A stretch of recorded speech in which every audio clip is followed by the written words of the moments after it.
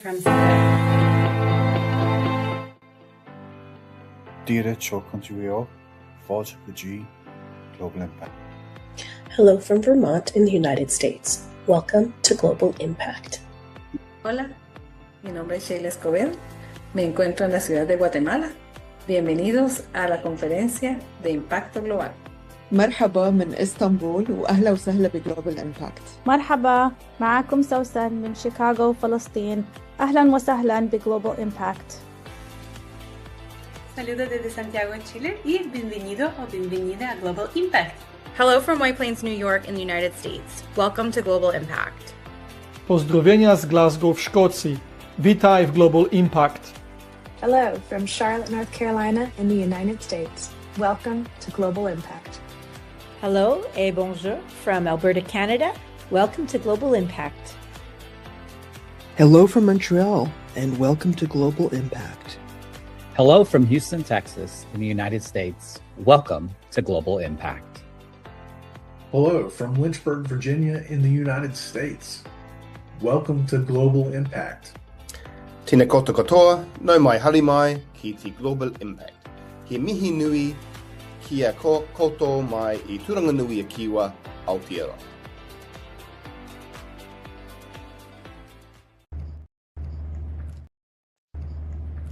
Bonjour, je m'appelle Priya Kennedy, je suis la chef du conseil étudiante à l'école de study et je vous souhaite la bienvenue à la conférence sur l'impact international. Hi, my name is Sophie. I'm the sub-head girl student council at a school called The Study based in Montreal. We hope that you enjoy the Global Impact Conference. Yes. Hi everyone, welcome to the Global Impact Virtual Conference. I'm Olga Kazarina from Santiago, Chile. So I'm a member of the Global Impact organizing team and also I'm the host for this session. So this year our theme is elevating the human story, putting human stories back at the heart of education. Through amplifying global educator voices, we will explore storytelling, its pedagogy, leadership, and ethical technology use, connecting classroom worldwide and centering dignity, equity, and lived experience in learning. So we would like to begin with a message of peace in these turbulent times. At Global Impact, we believe that education is one of the most powerful forces for peace in the world. Across borders, languages, and cultures, we come together not to agree on everything, but to listen, to learn, and to build something better together. In a time where division is easy, we choose connection. In a world that often speaks loudly, we choose to understand deeply. Each voice in this conference represents not just a country, but a commitment to compassion, curiosity, and shared humanity.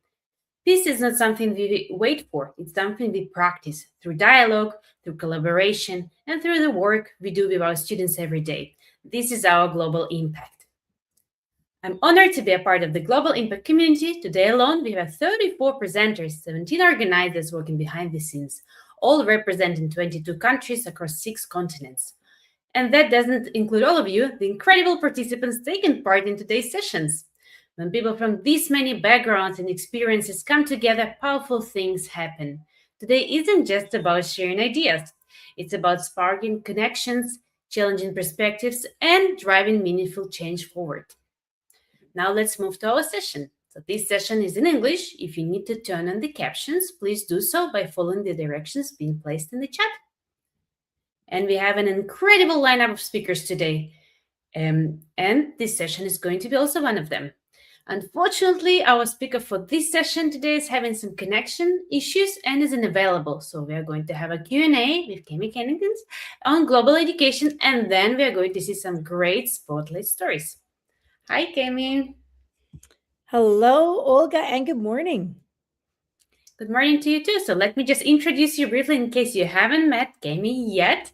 So Kemi is an educator, lifelong learner. She holds both master's and bachelor's degree in education and is currently working in Alberta, Canada as a district instructional coach. She also works as an EdTech consultant, a enthusiast virtually across Canada. And of course, Kemi is just an amazing human being, my fellow ECA City community leader and Global Impact member organizational team. So today we are going to chat a little bit about global education. And I think you can take it off, Kemi. I think it's going to be a very nice conversation together. All right. So Olga and we first met at ISTE, probably in an online space. And then I remember meeting Olga at ISTE a few years ago. And so it's just so powerful to get to actually meet the educators that you've, worked with virtually. And so that's one of the things that I love about our Global Impact organizing team, and about even organizations like ISTE, where we come together from all over the globe to meet and to talk about education.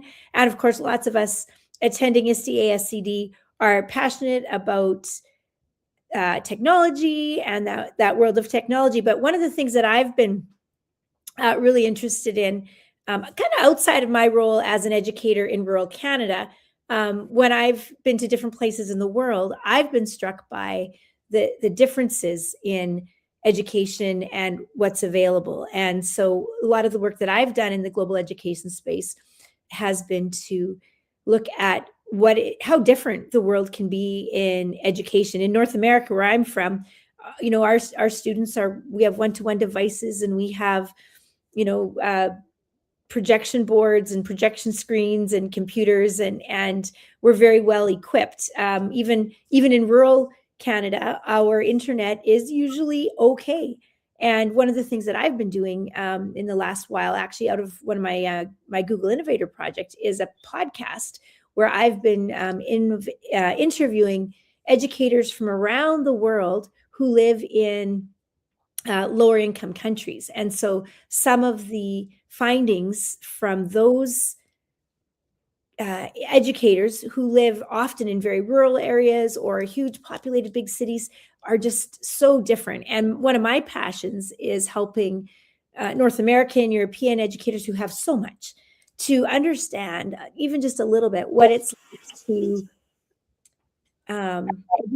or to what schools are like in other parts of the world. So that's one of the things that I've been really digging into. Yeah, that's great. Thanks for sharing, Tammy. And I second that education is kind of different in every country, right? As you say, connectivity issues, right? Also the way we present different contexts. For example, I originally come from Russia, right? And I've been living in Chile for the past 10 years. So my, let's say, main or the biggest chunk of my career as educator happened here in Chile, but it happened in international schools. So where I could also see how different approaches are actually put in action if I compare it back in my days in Russia, how I was taught, right? And I think in my case, the education was shown was something traditional, right? A model to follow.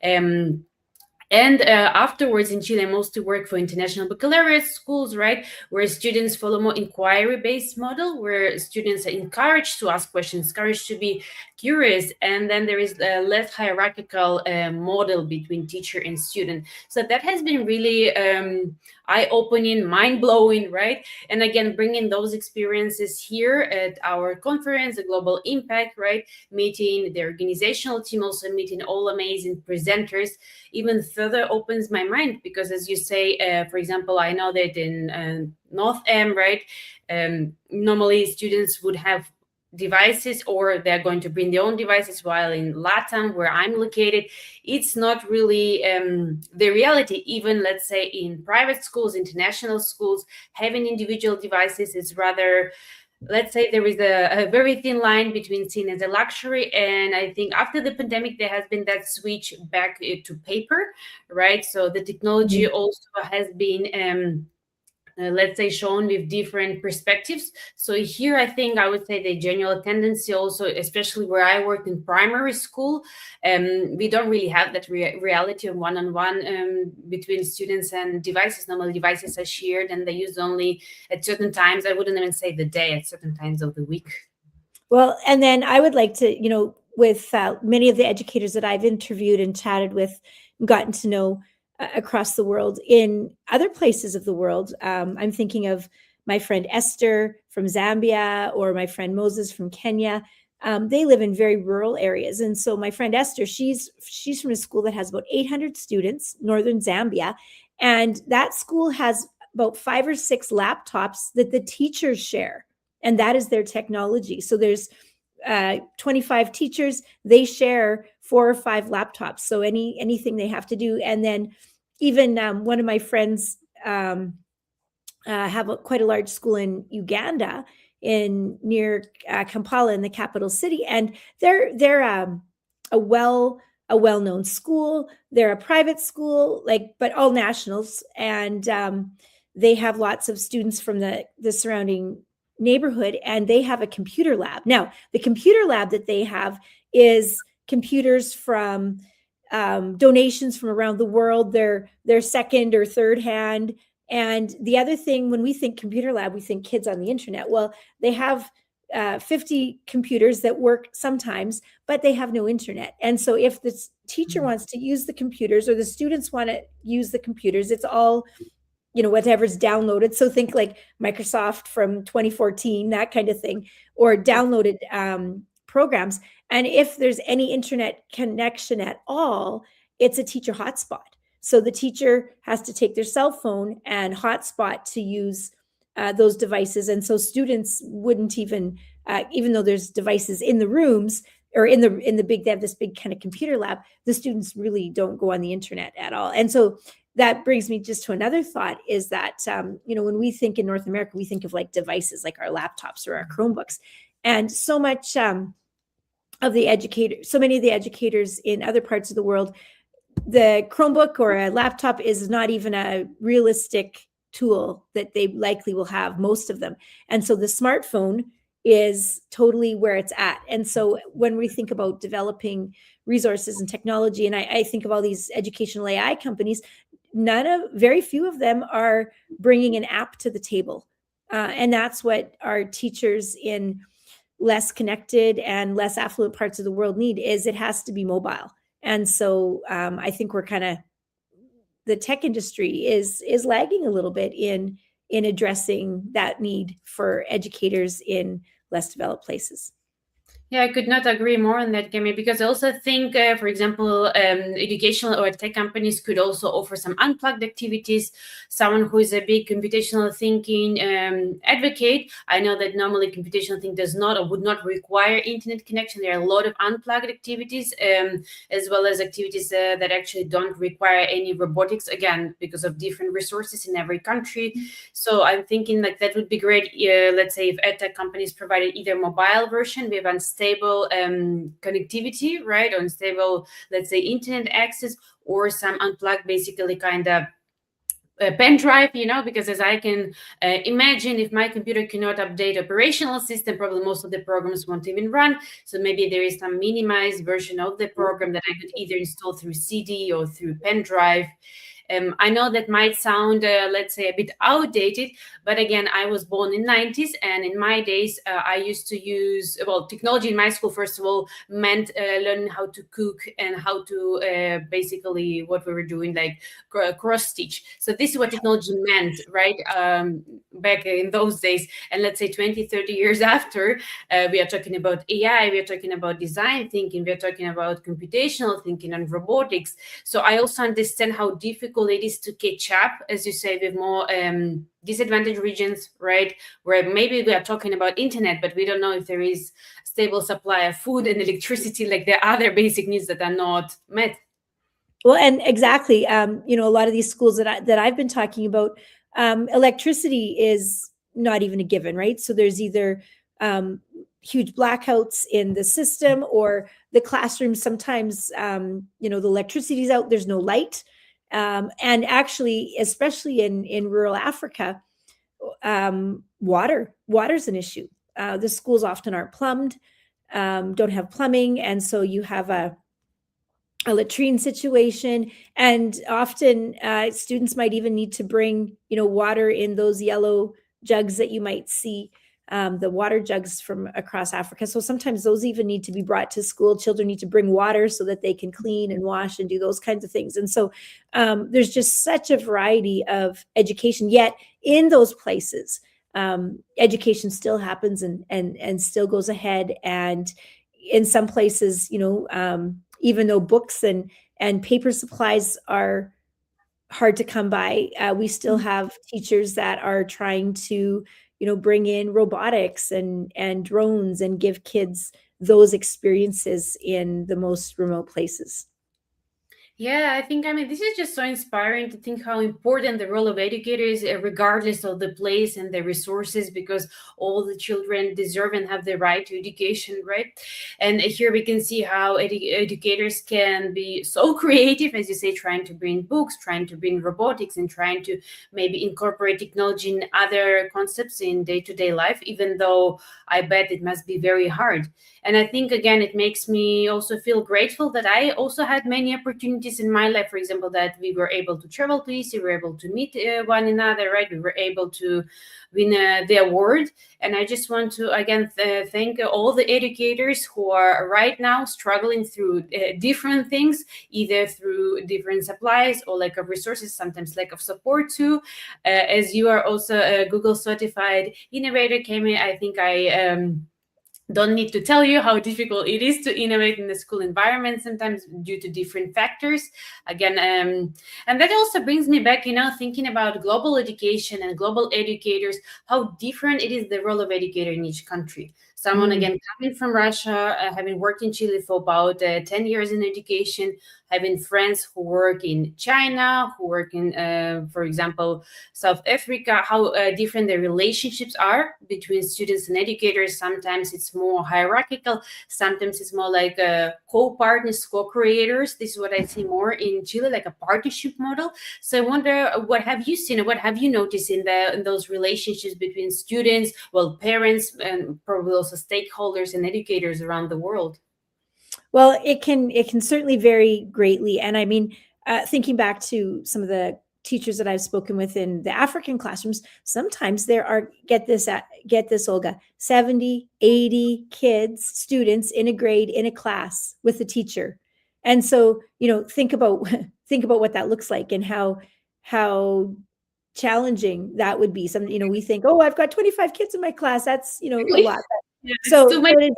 and then, I know you're from an IB, an international baccalaureate background, you're teaching. And so that's a whole nother level as well. But, Olga, I'm just thinking we probably should move on and hear some of those spotlight stories that we have queued up. So I'm going to head off, and we're going to add the info for the first spotlight that we're going to watch.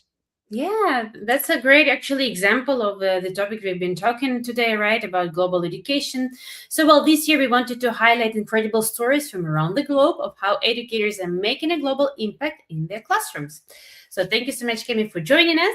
And now we're going to watch a couple of pre-recorded spotlight stories. First of all, will be from Sandy Menzel from Uganda, and we'll explore the topic of changing trajectories through storytelling and presence. So please enjoy.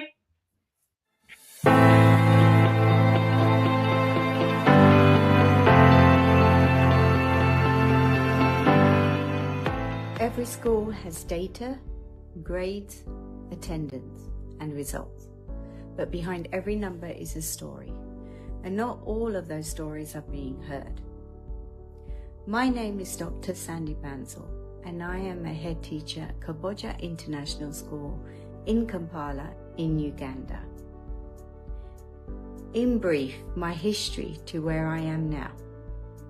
As a child, I never wanted to be a teacher. My teachers were always carrying big boxes of work to mark. At university, I was diagnosed with dyslexia. I struggled with education from the beginning, another reason why I didn't want to go into education. However, I fell into my career when I was a manager at a women's shelter. My manager said to me, "You know how computers work, so teach the kids." And I panicked. I went on a course, learned how to manage a class, and I did enjoy it. I completed my PGCE, and through my professional development, I am now head of secondary school in Uganda. I have enjoyed working in different countries, environments, adapting to different cultures, and gaining knowledge and the experience. But more importantly, I work with human stories every single day. I didn't step into education to manage systems. I stepped into education to change the trajectories, because I have seen what happens when a child is unseen, unheard, or underestimated. Yes, results do matter. The more achievements, higher grades, the more students are through your doors. But every child can achieve in their own way. A student who was told once that her English was not good enough and she would never get anywhere, which was by her careers advisor, is now fulfilling a career as a computer science teacher. She said, because I was the only one at that time that was able to guide her. I wasn't there to have that shining moment. However, I changed how I lead, how I teach. I stopped asking, how do we improve results, and started asking a question, whose story are we ignoring? Elevating human stories is not about inspiration. It is about responsibility. I have 3 concrete lenses. I see a student's behavior is not often a language. We only respond to performance, but we never miss, and we do miss the message. So let's listen to that. 2, safeguarding. It's not policy, it is a culture. People speak when they feel safe, not when they are told to. And 3, leadership is not about being the loudest voice in the room. It is about making sure the quietest voice is heard. And this is where having the consistent training in safeguarding and child protection guides you. Because every child has a different story to tell. And how do you work with it? There was also once a student in one of my schools who on paper was simply labelled difficult, disruptive in lessons, frequently removed from class, and falling behind academically. So if I'm honest, most systems are already responding to behaviour, but not the child. But I knew something didn't sit right with me, because behaviour is communication. So instead of giving another sanction, I made a decision to listen with my team. It wasn't a formal meeting. It was not with a clipboard. It wasn't writing notes. What we did, we had a conversation. And what we discovered changed everything.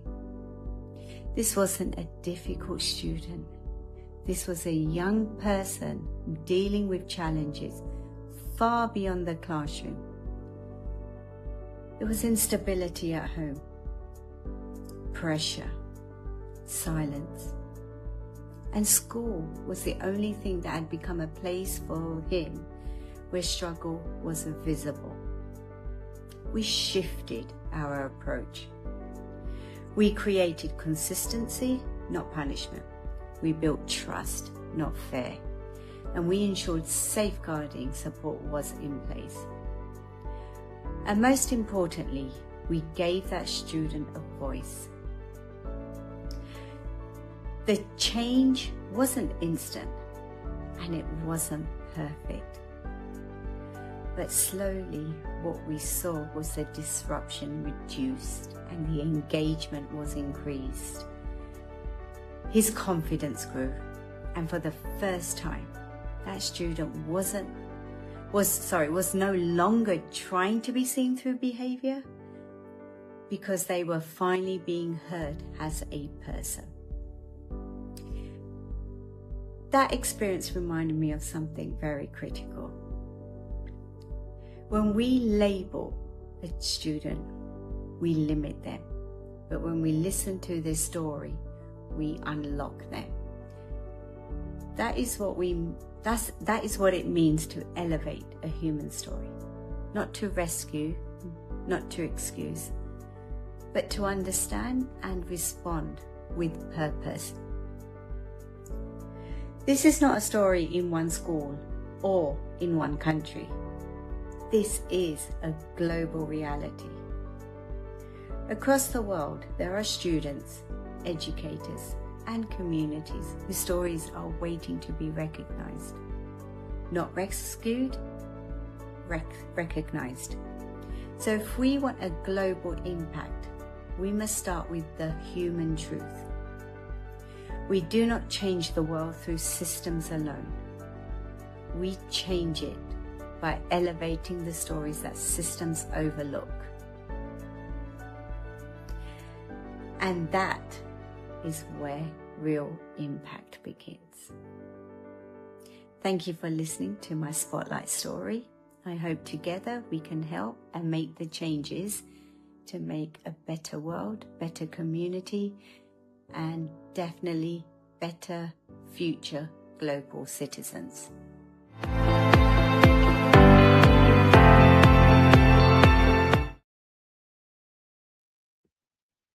Wow, what a story. I think it was very touching and moving, right? By Sandy from Uganda, how to change trajectories through storytelling and presence. And now we are going to also to switch to a couple of more spotlight stories, because unfortunately our presenter had some internet issues. So I'm going to highlight the next speaker. Amaya, a student from the US, and her session is going to explore building global change, one student voice at a time. So enjoy.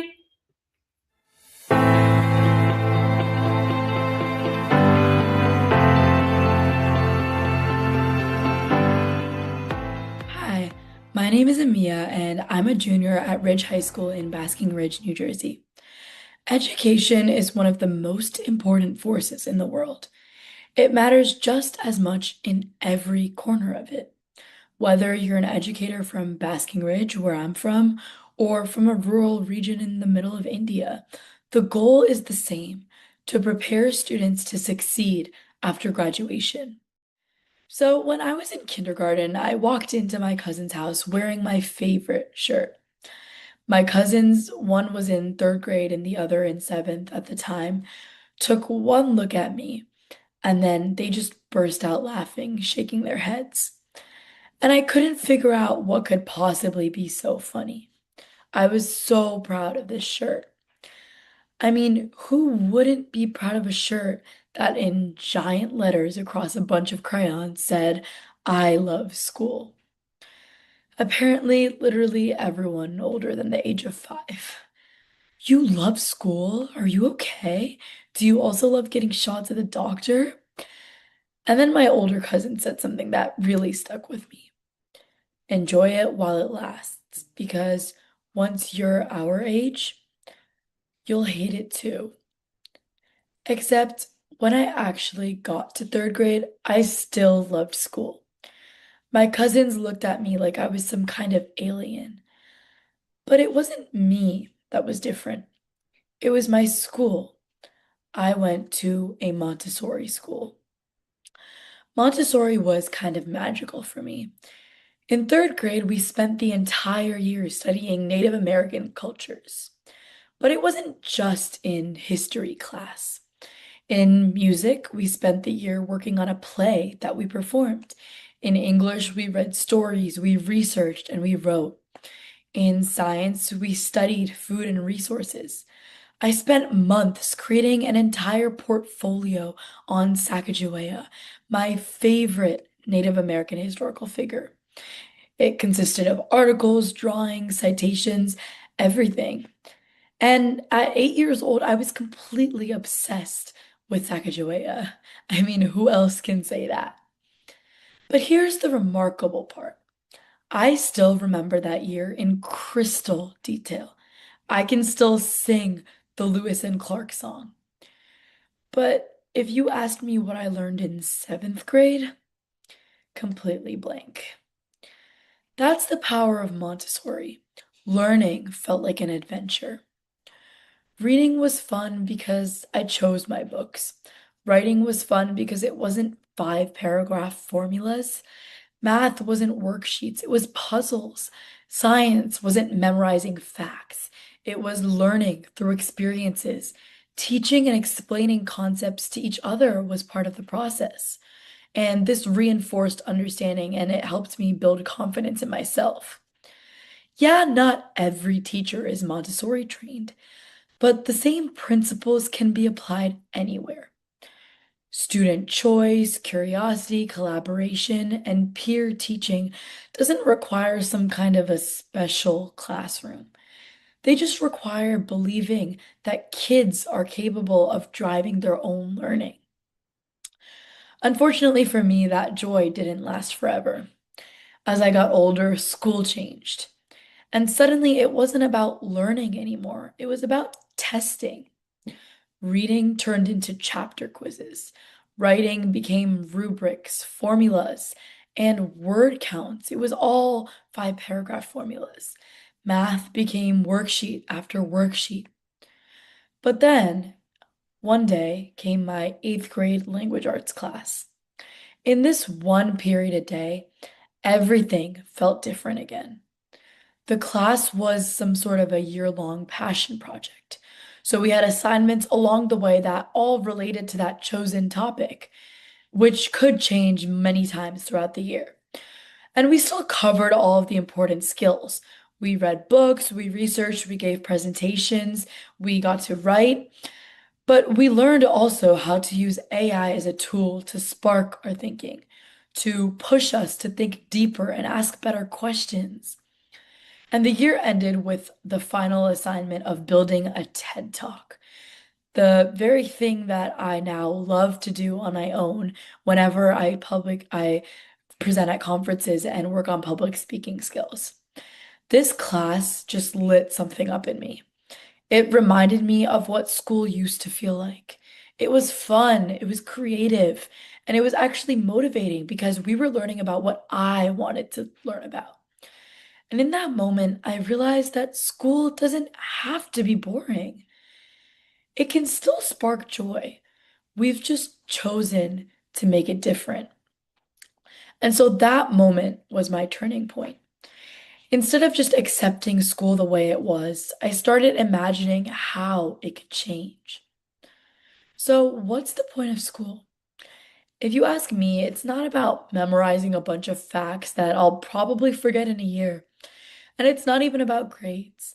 The point is to prepare us for the real world, to grow curious, motivated, capable people that are excited to learn because we want to learn more about these topics. But here's the problem. So many classrooms accidentally crush curiosity instead of actually sparking it. But the solution isn't more drills, more homework, or stricter rules. It's creating the kinds of experiences that actually light kids up, experiences that I would still remember 10 years later, just like my Sacagawea project. That's why I loved school so much as a kid. That's why I loved math. That's why I believe that it's possible still to make school a place that kids can actually love again. Ever since that 8th grade spark, I've focused on bringing creativity and innovation into classrooms because that's what has excited me the most. And after getting a glimpse of how powerful learning could be, I could not settle for the old traditional way of school. I knew I had to start small at my own school, but also think big at the same time. I began by hosting professional development sessions for teachers, and then I was invited to an AI task force district board of education meeting to actually help rewrite our district's AI policy, where I got to help bring technology into classrooms responsibly. But as I spent more and more time working locally at my own school, I realized that the potential for something a lot bigger was still there. If change could just start in one classroom, like what happened to me in my 8th grade class, why can't it happen in schools everywhere? That's when I co-founded Students for Innovation. It started as just like a platform for students like me, students who saw how AI and technology could improve learning and wanted to advocate for it to teachers across the country. But it grew really fast. Now, Students for Innovation is a global platform where students push for what they want in the classroom, from gamified learning to financial literacy to better support for dyslexia. We speak at conferences like this one, reminding teachers that students and the voice that students have is what matters, and that how we want to learn is what should shape the classroom. Because here's the truth. If one teacher, one class could completely reshape my life, imagine what's possible if every teacher listens to their students. So, what can you do starting tomorrow? You can give students real choice in how they show what they've learned. You can help them use AI in a way that actually makes them think deeper, like using it to brainstorm ideas, question assumptions, or even compare different perspectives instead of just giving them answers. You can ask them what makes learning fun for them, but not just ask and take that advice, but act on it. Listen and actually make a change in your curriculum. You can turn one worksheet into a project, one unit into some sort of an adventure for each student. Incorporating project and inquiry-based learning is just the first step. It doesn't take destroying an entire curriculum to do this. It just starts with one small shift.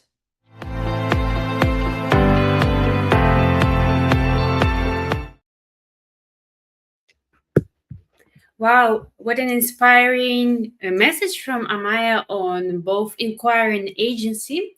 And well, now we are going to our next speaker, which is Gitika Pan from India. And the session is called The Joy of Reading, Elevating Human Stories Through Literacy and Reader Identity. Please enjoy our next speaker.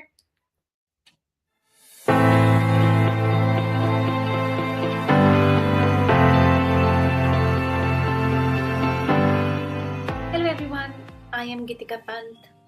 I am a JDO Global Coordinator and JDO Coach. I am from New Delhi, India. JDO Foundation is a non-profit organization based in the United States. It is committed to empowering students with 21st century skills through the power of technology. At the heart of this mission are the JDO Global Clubs. These are spaces where students from across the world come together to find their voice, build confidence, and connect beyond borders, regardless of where they begin. Today, I'm here to share something truly meaningful, not just a program, but a collection of human stories. Stories of growth and transformation that JDO has helped nurture. In next few moments, you will hear directly from the mentors, including me, who are driving this impact every single day. Thank you, and let's begin. Across the world, learning begins in many different ways. For some students, it begins in a classroom. For others, it begins after school, in a community space, a learning center, or a shared room where curiosity finally finds space. Every student carries a story shaped by language, culture, family, access, and place. Yet too often, education systems ask students to adapt without first listening. As technology, data, and global platforms increasingly shape education, we are faced with an important choice. We can accelerate systems, or we can deepen humanity. Global Impact 2026 invites us to ask a question. What happens when we place human stories at the center of global learning? This is where the story of JDO Global Clubs begins. Not with a curriculum, not with a fixed schedule, but with a commitment to listen first and design learning around real lives. JDO Global Clubs are flexible, human-centered learning communities that exist wherever learning is possible.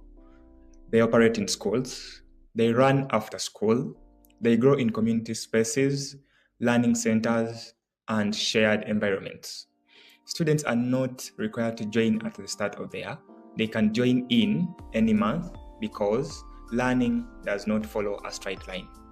Today, JDO Global Clubs connect 28 clubs across 13 countries, including Africa, Asia, Europe, and the United States. Yet, what defines JDO is not scale, but it is intention. JDO clubs are designed to help students develop 21st century skills, engage in ethical global collaboration, share their stories with dignity, learn with the world, not just about it. At the heart of JDO is a simple belief. Students are not just learners, they are contributors to global knowledge. At JDO, students begin with what they know, their language, their culture, their environment, their lived experience. They share from where they stand, and they listen across borders. This balance, thinking globally while acting locally, allows students to build confidence without comparison. JDO Rabu Center, Kampala, Uganda.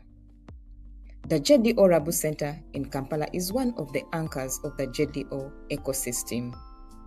Here, learning extends beyond formal school hours. Students arrive with curiosity and often with limited access elsewhere.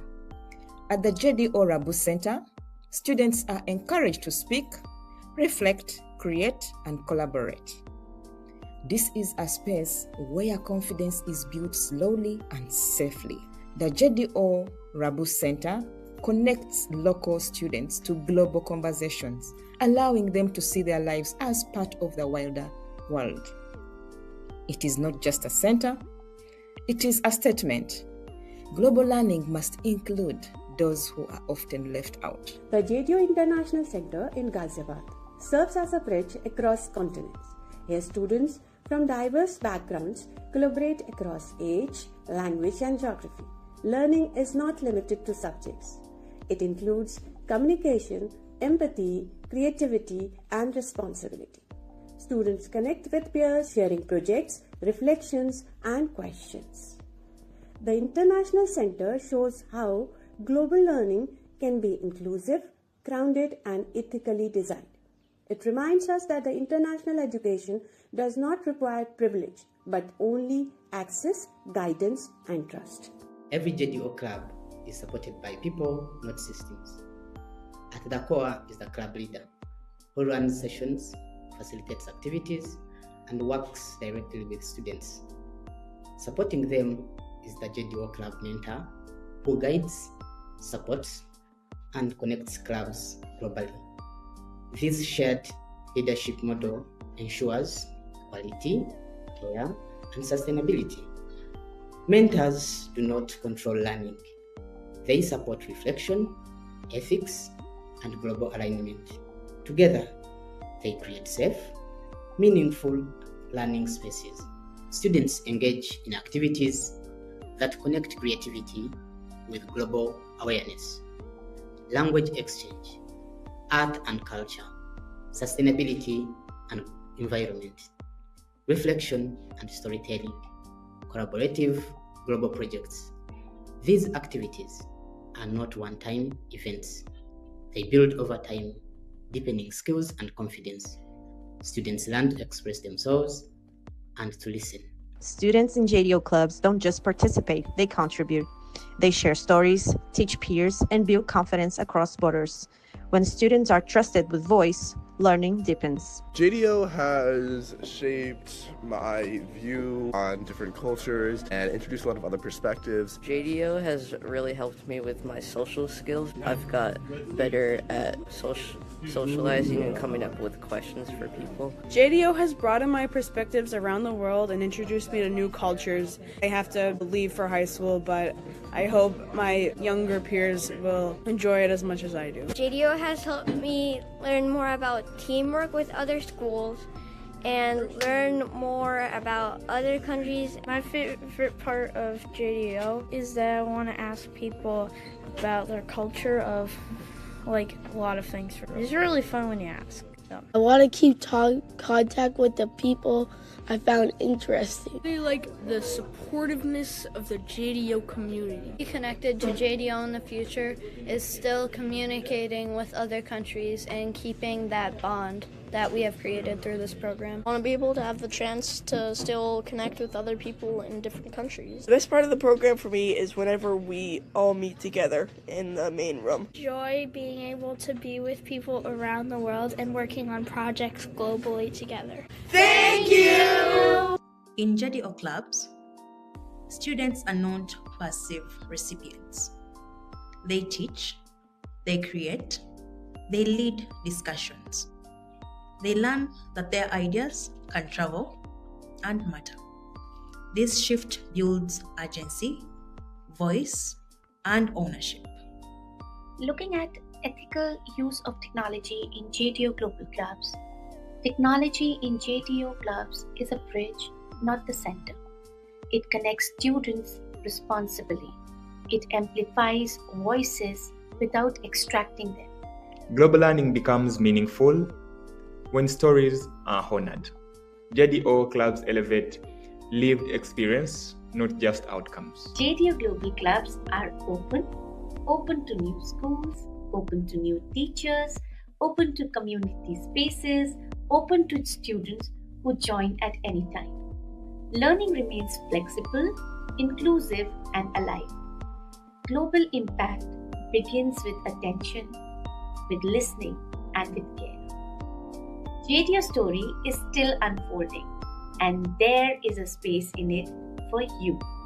To know more about JDO Foundation and JDO Global Clubs, please visit our website www.jdfoundation.org or reach out to Miss Heather Rooney. Her email ID is hrooney@JDO Wow, what a great spotlight story. Well, JDO Global Club is all about how students solve problems collaboratively and create meaningful connections. Such an inspiring example of keeping human stories at the center of global learning. And well, thanks again for joining this live session as part of the Global Impact Virtual Conference. From our whole global team, we are so grateful for your participation. Please continue with us today at Global Impact by joining the next live session. You can find more information about all our live presenters on our website at www.globalimpacteducators.org. Our next presenters are Perla Zamora and Mario Castañeda from Mexico, and the session begins at the top of the hour. We'd also like to invite you to join us at the 2026 EC Plus ACT Conference. Whether you're joining live or virtually, we will have content for you. We will have sessions and a group meetup. Make sure to follow us on social media for more details launching soon. We also have a special discount code for you. Use the code in the chat by May 1st when registering for $25 off a virtual registration. Thanks EC Plus ACT for that little gem. Lastly, follow us on social media. We're on most major channels at Global Impact Educators. You can also find us on our website at www.globalimpacteducators.org. Thanks again so much for joining. See you at the top of the hour for the next session.